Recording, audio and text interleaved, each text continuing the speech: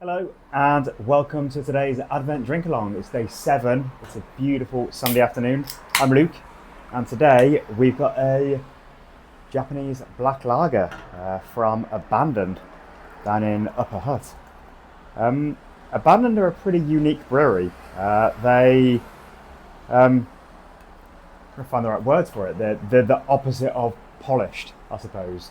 They're probably one of the most unpretentious and loose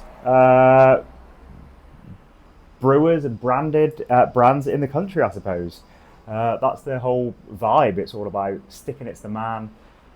It's all about getting the job done, getting it out there, slapping stuff together, and creating some pretty great beers. Their initial home was in an abandoned fish factory, and the brewery was cobbled together from various random bits and pieces of different kinds of equipment, and they put up some great anarchic style beers that are always made really well. The story behind this one is what it alludes to on the can with the cooling unit fucked out. So that's kind of a thing that does often happen in small breweries, well, probably big breweries as well. That you have power shortages or equipment fails, or your ingredients don't work in the way you're expecting them to, and you pivot and something else comes out of it. So this is it's a Japanese black lager, but it's not quite typical. It's definitely has a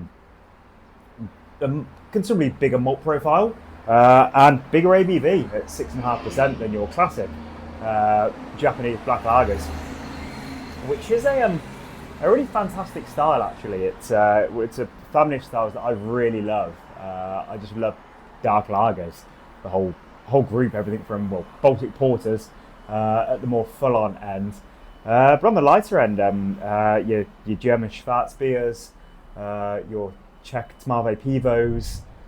Your Polit Marvies, like the one that I brewed with Small Gods and with Black Sand recently. The Japanese black lager is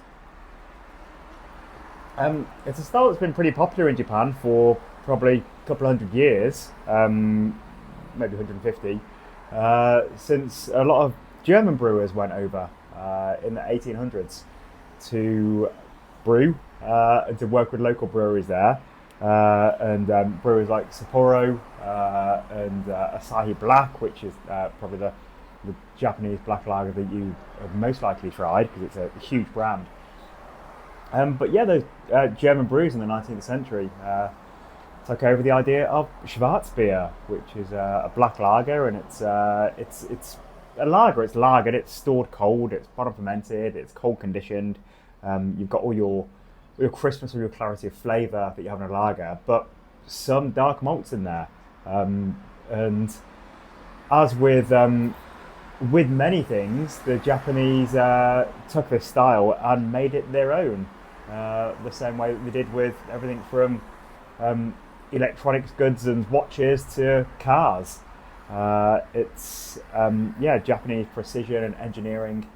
So over time, the style of Japanese dark lager became quite distinct from your German dark lagers, that is having real drinkability. And a lot of people you see a black beer and think it's going to be really full on and really extreme, but that style of dark lager it's as easy drinking as a lager. But with some additional character to it and some additional flavour from the different adjuncts and speciality malts. And talking of adjuncts, the reason for the lightness in the style, the lightness of body of flavour, really dry finish, is using a good amount of rice. So that's definitely something that those German brewers would not have been using. Definitely goes against the Bavarian purity laws that Einheitsgebot. Using rice in beer is a really fantastic way to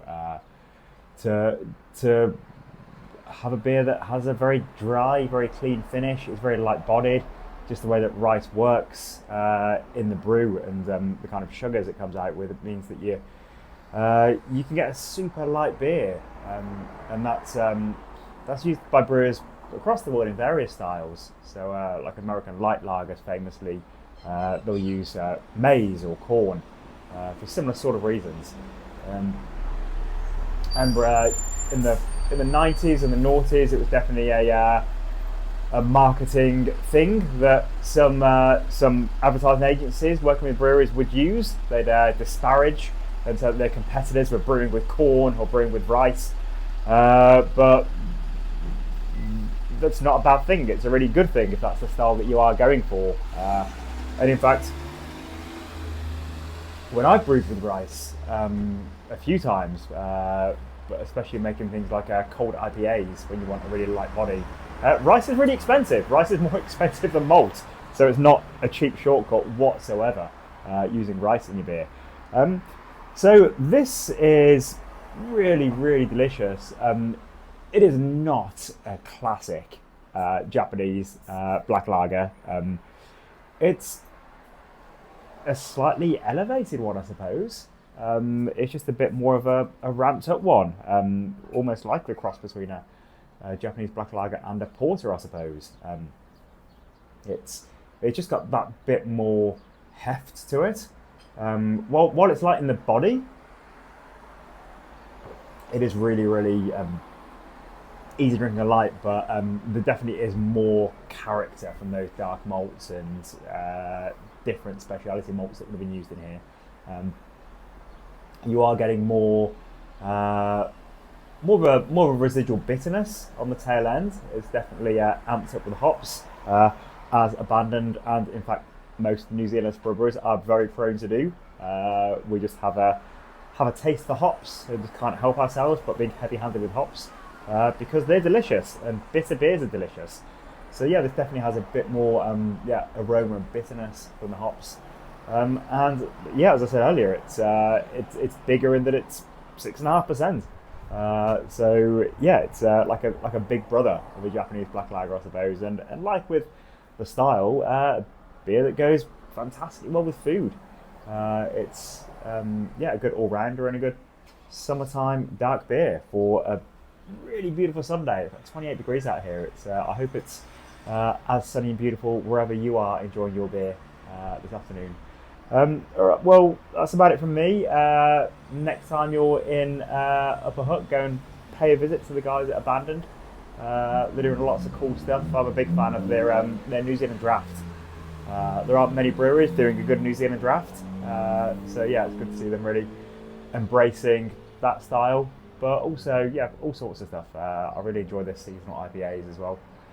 And yeah, they are regularly pulling out cool historic styles and European styles, which, as you know, is the sort of thing that I'm into. So yeah, great work, Abandoned. Thank you for making such a delicious beer for us. Thank you for joining us today. See you again tomorrow. Cheers.